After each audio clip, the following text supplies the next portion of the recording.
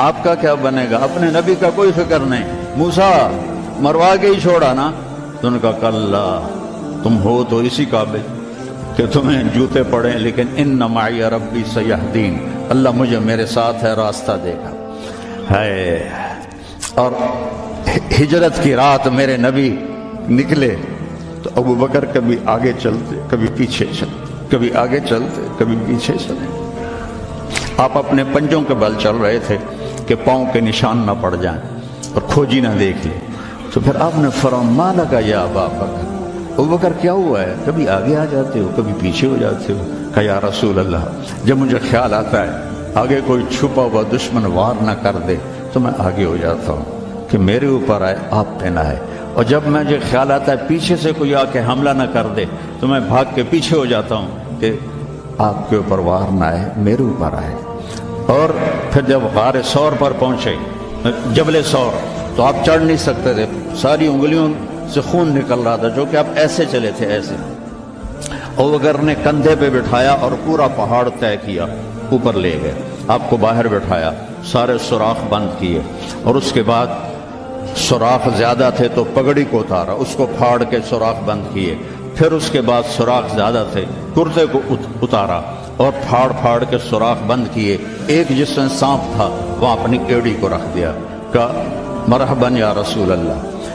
آپ اندر آئے تو اندھیرا تھا، آپ کو پتہ نہیں چلا، جب تھوڑی سی روشنی ہوئی تو آپ نے دیکھا نہ کرتا نہ پگڑی۔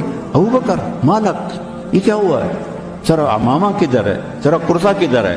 کہ یا رسول اللہ یہ سوراخ تھے، مجھے ڈر ہوا کہ ان میں کوئی چیز آپ کو تکلیف نہ پہنچائے، تو میں نے اپنے کپڑے پھاڑ کے سوراخ بند کیے ہیں۔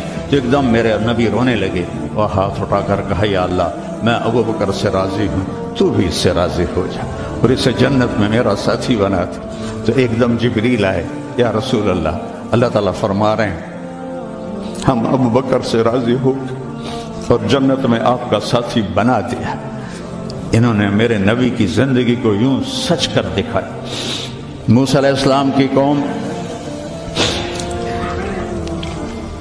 کو اللہ نے کہا جاؤ ملک شام جا کے عمالقہ سے لڑو۔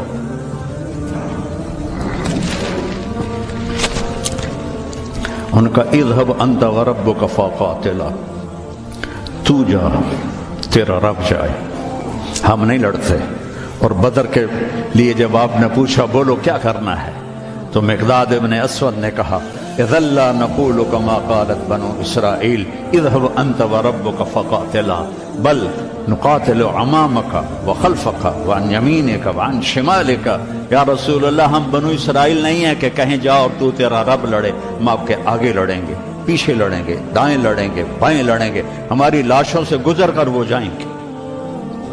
بنو اسرائیل نے سمندر پار کیا، آگے پتھر کے بت کی پوجا ہو رہی ہے۔ یا موسیٰ اجعل لنا الہا کما لہم آلہہ، یا اللہ موسیٰ ایک خدا ہمیں بھی لے کر دو اس جیسا۔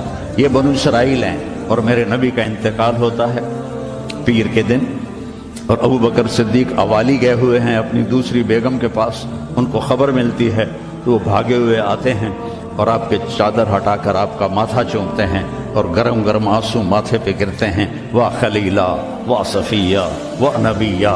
اور اس کے بعد آپ مسجد میں جاتے ہیں تو شور و فغاں ہے، اور عمر تلوار لے کے کھڑے ہیں، جو کہے گا اللہ کا رسول فوت ہو گیا میں اس کو قتل کر دوں گا، وہ اللہ کے پاس گئے ہیں، وہ واپس آئیں گے۔ تو ابو بکر ممبر پر آئے، کہا عمر اقعد اقعد، کھڑے ہوئے آدمی کو کہنا ہو بیٹھ جاؤ تو اقعد، وہ لیٹے ہوئے آدمی کو کہنا ہو بیٹھ جاؤ تو اجلس۔ یہ حسن عربی ہے کہ ہر حیت کے لیے الگ لفظ ہے، کھڑے کے لیے اقعد، لیٹے ہوئے کے لیے اجلس۔ عمر اقعد، کہا نہیں بیٹھوں گا۔ تو پتہ چل گیا کہ جوش میں ہے، ممبر پر آئے، ایھا الناس من کان یعبد محمدا فإن محمدا قد مات، جو محمد کی پوجا کرتے تھے وہ سن لو کہ انہیں اللہ نے بلا لیا، ان کا انتقال ہو گیا۔ ومن کان یعبد اللہ فإن اللہ حی لا یموت، اور جو ایک اللہ کی پوجا کرنے والے ہیں ان کا رب زندہ ہے، موت سے پاک ہے۔ میرے نبی نے ایسے لوگ تیار کیے جنہوں نے میرے نبی کی زندگی کو سچ کر دکھایا اور جانوں کے نذرانے پیش کر کے آپ کی زندگی کو دنیا میں زندہ کیا۔ اس لیے واحد جماعت ہے صحابہ کی جن کی زندگی میں ان کو جنت کے وعدے کر دیے گئے، کلن وعد اللہ الحسنی۔ اس میں سابقین بھی اور لاحقین بھی، سب کے لیے جنت کا اللہ تعالیٰ نے وعدہ فرما دیا ہے۔ ایک امت تیار کی، ایک امت تیار کی۔ سارے قرآن نہیں پڑھے ہوئے تھے، حضرت خالد بن ولید نے فجر کی نماز پڑھائی، تھوڑی سی آیات ایک جگہ سے پڑھی، تھوڑی سی ایک جگہ سے، تھوڑی سی ایک جگہ سے، اس طرح کر کے انہوں نے نماز مکمل کی، اور نماز کے بعد کہنے لگے لقد شغلنی الجہاد عن القرآن، بھائی معاف کرنا، جہاد کی وجہ سے میں تو قرآن بھی نہیں پڑھ سکا۔ لیکن بنے کیا، وہ بنے کیا؟ موتا کی جنگ ہے اور میرے نبی کے سامنے منظر کھل چکا ہے۔ آپ نے فرمایا تھا جب چلے تھے کہ پہلا امیر زید بن حارثہ ہوگا، یہ شہید ہو تو پھر جعفر بن ابی طالب ہوگا، یہ شہید ہوں تو پھر عبداللہ بن رواحہ ہوں گے، یہ شہید ہوں تو پھر جسے مرضی بنا لینا۔ ایک یہودی سن رہا تھا، کہنے لگا اے ترائیتا گئے، یہ گئے، یہ نہیں زندہ تھے۔ تو اور وہاں 1,00,000 رومی اور 3,000 صحابہ۔ تو حضرت زید بن ثابت شہید ہوئے، اللہ کے نبی نے کہا تقدم زید فقاتل وقتل ودخل الجنہ ثم اخذ الرایۃ جعفر فقاتل وقتل ودخل الجنہ۔ پھر عبداللہ بن رواحہ ایک کونے میں 3 دن سے کچھ نہیں کھایا تھا، گوشت کی بوٹی نوچ رہے تھے کہ آواز پڑی جھنڈا گر گیا ہے عبداللہ، تو انہوں نے وہیں پھینکا۔ پہلے 2 درویش تھے، فقیر تھے، یہ بڑے مالدار تھے، پہلے 2 مہاجر تھے، یہ انصاری تھے، 4 بیویاں تھیں، باغات تھے، غلام تھے۔ فتردد بعد التردد، تو تھوڑی دیر کے لیے بیوی بچے غلام باغات کا خیال آیا، تو کہنے لگے عبداللہ بیویوں کا خیال ہے سب کو 3 طلاق، باغات کا خیال ہے سارے صدقہ، غلاموں کا خیال ہے سارے آزاد۔ اقسمت یا نفس لتنزلن کارہۃ او لتطاوعن ان اجلب الناس وشد الرن ما لی اراک تکرہین الجنہ قد طالما قد کنت مطمئنہ هل انت الا نطفۃ فی شنہ۔ اے عبداللہ کافی زمانہ گزر گیا ہے زندگی گزارتے ہوئے، چل اپنے ساتھیوں کے ساتھ مل تو بھی، اور جھنڈا اٹھایا اور آگے بڑھے۔ اور آپ نے فرمایا، اور عبداللہ نے جھنڈا اٹھایا اور آگے بڑھے اور قتل ہوئے، اور پھر آپ خاموش ہو گئے تھوڑی دیر کے لیے۔ انصار کہنے لگے کہ ہمارے اوپر قیامت ٹوٹ پڑی کہ کیوں رک گئے، کیوں رک گئے؟ دونوں کی دفعہ تو فوراً فرمایا، اب کیوں رک گئے؟ پھر آپ نے کہا وَدَخَلَ الْجَنَّةَ۔ تو انصار نے عرض کی یا رسول اللہ آپ رک کیوں گئے تھے؟ کہا وہ تھوڑا سا اس کے دل میں کھٹک آئی تھی، اس لیے جنت میں جانے میں تھوڑی دیر ہو گئی۔ اب جھنڈا گر گیا، ثابت ابن اکرم نے جھنڈا اٹھایا، کون لے گا یہ جھنڈا؟ انہوں نے کہا تو لے، تو بدری صحابی ہے، تو لے۔ کہا نہیں میرے بس کا نہیں ہے۔ کسی نے آواز دی خالد کو دو۔ خالد کی پہلی جنگ تھی، صلح حدیبیہ کے بعد ایمان لائے، اور ان کی پہلی جنگ تھی۔ وہ فرمانے لگے بھائی میں تو ابھی مسلمان ہوا ہوں، کسی اور کو جھنڈا دو۔ کہا نہیں، سب نے کہا بس خالد خالد۔ انہوں نے ایک ہاتھ میں جھنڈا لیا، جب یوں تلوار کو جب اٹھایا نا تو میرے نبی نے فرمایا ثم صلی اللہ سیفا من سیوفہ، اب اللہ نے اپنے تلواروں میں سے ایک تلوار کو نیام سے باہر نکالا ہے، اور انہوں نے ساری رومیوں کی فتح کو شکست میں تبدیل کر دیا۔ 9 تلواریں ان کے ہاتھ سے ٹوٹیں لڑتے لڑتے، اور اتنا رعب چھا گیا کہ پورے روم میں دہشت پھیل گئی خالد ابن ولید کی۔ یہ لوگ میرے نبی نے تیار کیے تھے، ایک امت بنائی تھی، یہ میرے نبی کا عظیم ترین کارنامہ ہے، اور اولین اور آخرین کا سب ایک جذبہ تھا۔ حضرت عمر کی مجلس میں ابو سفیان، اکرمہ بن ابی جہل، حارث بن ہشام، سہیل ابن عمر بیٹھے ہوئے ہیں، تو حضرت بلال آ گئے، کہنے لگے آپ لوگ تھوڑا پیچھے ہو جاؤ۔ پھر حضرت عمار آئے، آپ نے کہا آپ لوگ تھوڑا پیچھے ہو جائے۔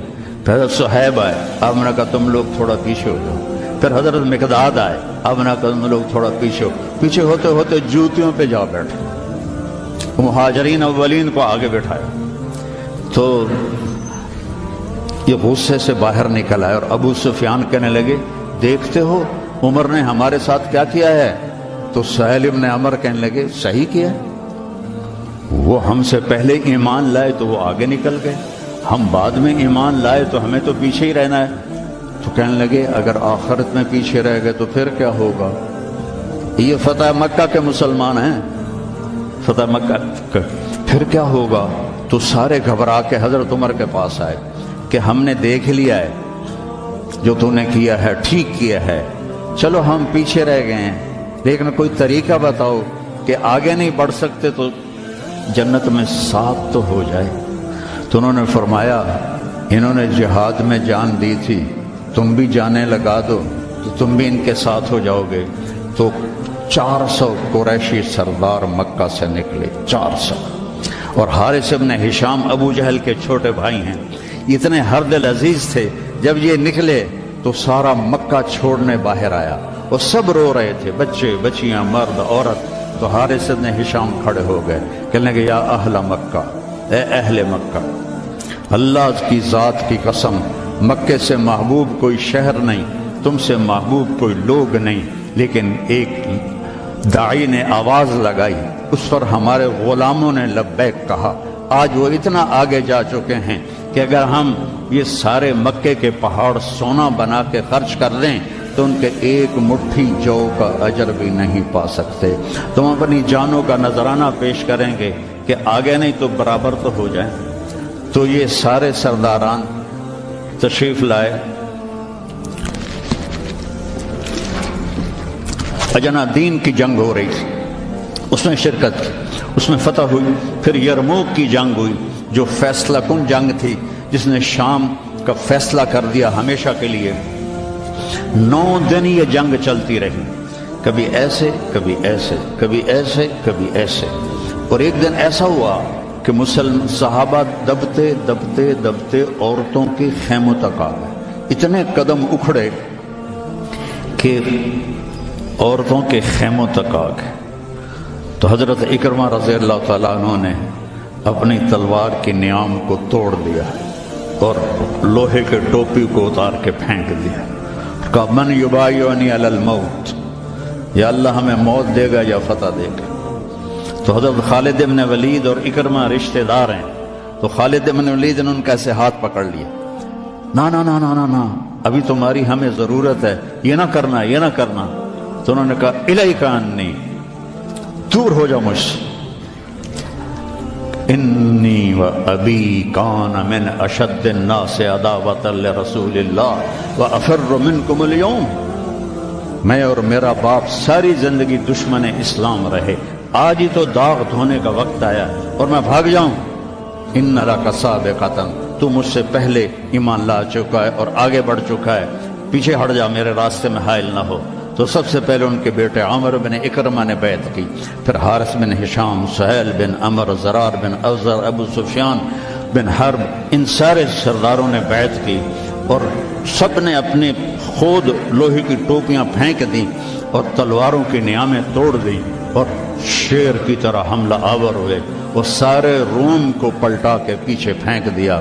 اور جب روم کے قدم اکھڑ گئے تو خالد بن ولید فوراً بھاگے بھاگے واپس آئے کہ میں پتہ کروں کہ اکرمہ کس حال میں ہے اور عمر کس حال میں، رشتہ ایک مخزومی ہے نا دونوں۔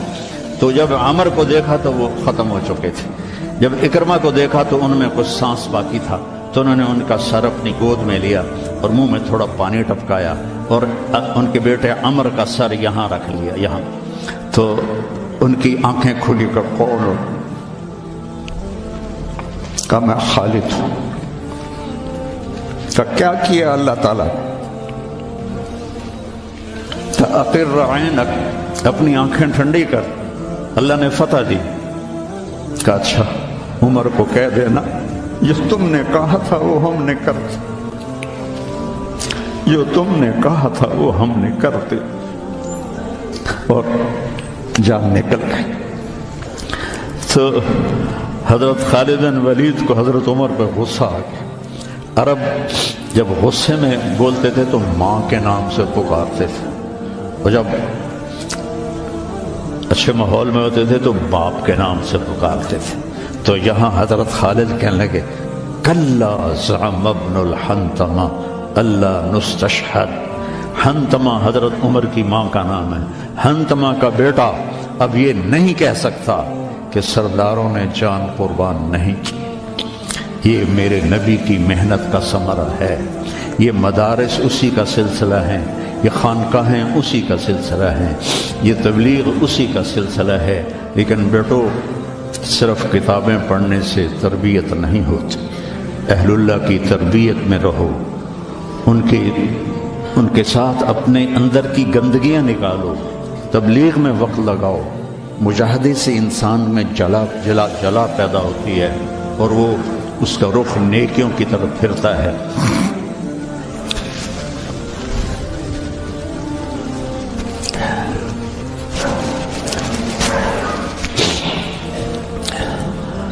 تو نیت کرتے ہو سارے؟ چند باتیں کہتا ہوں. اپنے اس ماحول میں غیبت کسی کی نہ کرو نہ سنو. غیبت اشد من الزنا. غیبت زنا سے زیادہ سخت کام ہے. غیبت نہ کرو کسی کی. کئی لڑکے بہت ہی نیچے چلے جاتے ہیں, اپنے استادوں کی غیبت کرتے ہیں. یہ محروم ہو جائیں گے. یہ کبھی بھی علم حاصل نہیں کر پائیں گے. تو مجھے ایک واقعہ یاد آ گیا. قاضی احسان احمد شوجہ آبادی رحمۃ اللہ علیہ ختم نبوت کے امیر تھے. تو میرے والد صاحب سے بڑا ان کا گہرا تعلق تھا. تو ہمارے گھر آتے تھے. میں چھوٹا تھا. تو انہوں نے اپنا واقعہ سنایا کہ میں تو ناقص کا صیغہ ہوں قاضی. تو ویسے بھی میں ناقص تھا. مجھے اتنا پڑھنا لکھنا آتا نہیں تھا. اور ایک طالب علم تھا جو بہت قابل تھا اور وہ استاد پہ ایسا اشکال کرتا کہ استاد کو جواب نہیں آتا تھا. تو پھر وہ ہنس پڑتا تھا. تو ایک دن استاد نے دکھی ہو کر کہا جا تو بھینسیں ہی چرائے گا. اور ایک دفعہ میرے استاد اٹھے تو ان کا جوتا دور پڑا تھا. تو میں بھاگ کے گیا, جوتا اٹھا کے لایا اور ان کے سامنے رکھا. کہنے لگے بادشاہ تیرے جوتے سیدھے کریں گے انشاءاللہ.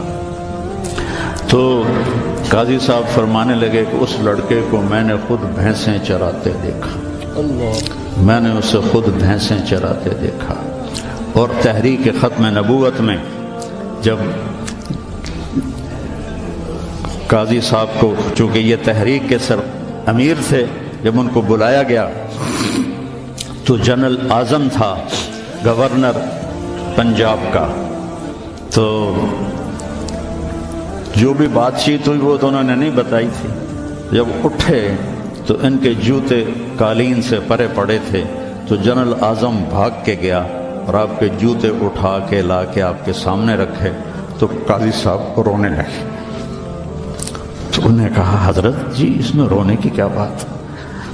کہا نہیں, ایک بات یاد آئی ہے اپنے استاد کی, آج اس کو زندہ ہوتا دیکھ رہا ہوں تو اس پہ رونا آیا ہے. اپنے استادوں کی غیبت نہ کرو, ان کی برائی نہ دیکھو. وہ آنکھیں بند کر دو جو کسی کی برائی دیکھتی. اپنے عیب دیکھو, دوسروں کی خوبیاں دیکھو. ایک آپ میں غیبت نہ ہو. کوئی آپس میں لڑا ہوا نہ ہو کہ میں نے اس سے بات نہیں کرنی. اب بچے ہیں, جوان ہیں, ہو سکتا ہے کوئی بچہ کسی بچے سے لڑا ہوا ہو اور اس کی بول چال بند ہو. تو ایسے دل کے اوپر تالے نہ لگاؤ. اپنے دل کو کھلا کرو اور معاف کر دو اور اس کے سینے سے لگ جاؤ. تب جا کر تمہارے اندر علم کا کچھ نور آئے گا. جس دل میں بغض ہوتا ہے اس میں علم نہیں آتا ہے. اور پہلی تکبیر اولیٰ کی کوشش کرو. تکبیر اولیٰ کے ساتھ نماز پڑھنے کی کوشش کرو. تکبیر اولیٰ کے ساتھ نماز پڑھنے کی کوشش کرو. آپ جوان ہیں, تہجد کی پابندی کرو. بڑی پرانی بات ہے. مولانا یوسف صاحب رحمہ اللہ کے تھے ایک تربیت یافتہ میاں جی نیواتی. تو ان کی جماعت آئی ہوئی تھی تو میں ان سے ملنے گیا. مجھ سے کہنے لگے مولوی صاحب اگر اپنی بات میں اثر پیدا کرنا ہے تو رات کو اٹھنا سیکھ لے، اگر اپنی بات میں اثر پیدا کرنا ہے تو رات کا اٹھنا سیکھ لے۔ یہ آپ سے بھی کہتا ہوں کہ رات چاہے 2 نفل پڑھ لو، لیکن رات کو اٹھ کر قم اللیل الا قلیلا نصفہ او انقص منہ او زد علیہ ورتل القرآن ترتیلا۔ یہ رات کا اٹھنا، ان ناشئۃ اللیل ہی اشد وطئا واقوم قیلا ان لک فی النہار سبحا طویلا واذکر اسم ربک وتبتل الیہ تبتیلا۔ رات کا اٹھنا یہ آپ کے اللہ سے ملا دے گا آپ کو۔ آپس میں نفرت نہ ہو، آپس میں نفرت نہ ہو، آپس میں کسی سے بول چال بد نہ ہو، کسی استاد کی بے اکرامی نہ ہو۔ پھر چاہے تمہارے کچے پچے سبق بھی ہوں گے نا، جب اللہ کام لینے کا ارادہ کرتا ہے پھر کچا پکا نہیں دیکھتا، پھر اسے قبول کرتا ہے۔ مولانا تعالی شاہ بخاری رحمہ اللہ نے دورہ نہیں پڑھا تھا، صرف مشکات تک پڑھا تھا، تو وہ جب کبھی علماء میں بیان ہوتا اس جیسا تو کوئی خطیب ہندوستان میں تو کم از کم آج تک نہیں آیا۔ وہ کہتے علماء کرام مجھے تو مشکات ہضم نہیں ہو رہی اور میں گلی گلی پھر رہا ہوں، تم سارے دورے پڑھ کے آرام سے بیٹھے ہوئے ہو۔ یہ ان کا ایک جملہ مجھے سنایا ہمارے استاد مولانا ظفر صاحب رحمہ اللہ، فوت ہو گئے ٹھینگی میں، ان کا مدرسہ تھا جامعہ خالد بن ولید۔ تو بچوں آپس کی محبت سے رہو، اپنے سبق کے ساتھ انصاف کرو۔ مولانا منظور صاحب آپ کے بہت بڑے محسن اور ہمارے مکتب فکر کا بہت بڑا یہ سرمایہ ہے، تو ان کی دل سے محبت کر۔ یہ چیزیں محبت سے منتقل ہوتی، محبت سے چیزیں منتقل۔ یہ ٹیلی فون نہیں، 2 ایسے کرتے ہیں یا یوں ایسے لگاتے ہیں تو سارا ڈیٹا دوسرے فون میں چلا جاتا ہے کہ نہیں؟ سارا ڈیٹا چلا جاتا ہے۔ یہ وہ فون ہے، ان کے ساتھ جڑو گے تو ان کا ڈیٹا تمہارے اندر چلا جائے گا، کسی کی دعا لگ جائے گی۔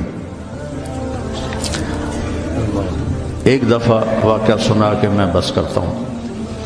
میں مدرسے کا امیر تھا رائمنڈ میں، تو مجھے سارے دن کی کارگزاری سنانی ہوتی تھی مولانا احسان صاحب کو، جو آج کل بہت علیل ہیں۔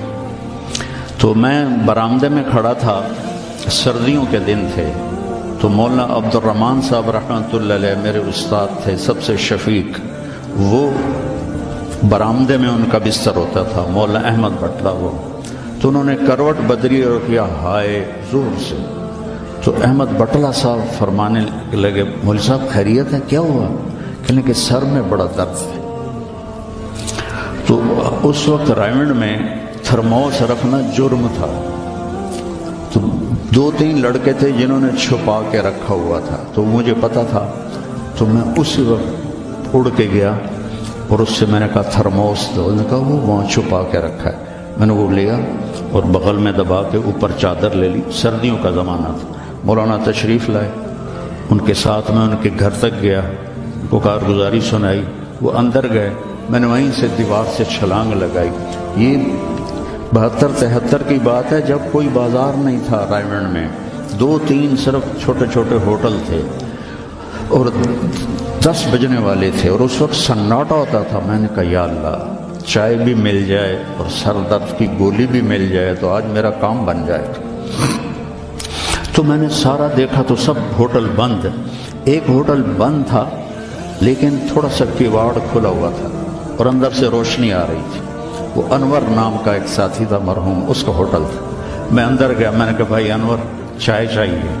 کہا بھائی میں تو تھک گیا ہوں سارا دن، تو خود بنا لے۔ تو وہ سٹوو ہوتا تھا ہوا والا، وہ میں نے چائے بنائی، تھرموس میں ڈالی۔ میں نے کہا کوئی سر درد کی گولی ہے تیرے پاس؟ اب چائے کے کھوکھے پر کھوکھا، سر درد کی گولی کا کیا کام ہے؟ کہنا کہ وہ پھٹے پر دیکھو شاید کوئی پڑی ہو۔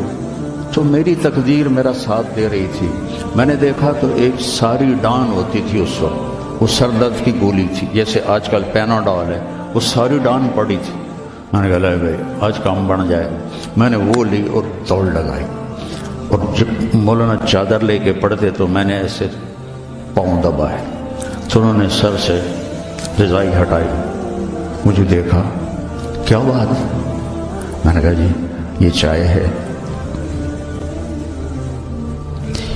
یہ گولی ہے، آپ کھا لیں، آپ کے سر میں درد۔ تو ان کے منہ سے کلمات نکلے، اس کا میں ثمرہ ہوں، اپنی ذات میں کچھ نہیں، میرے استاد کی دعا مجھے لگی۔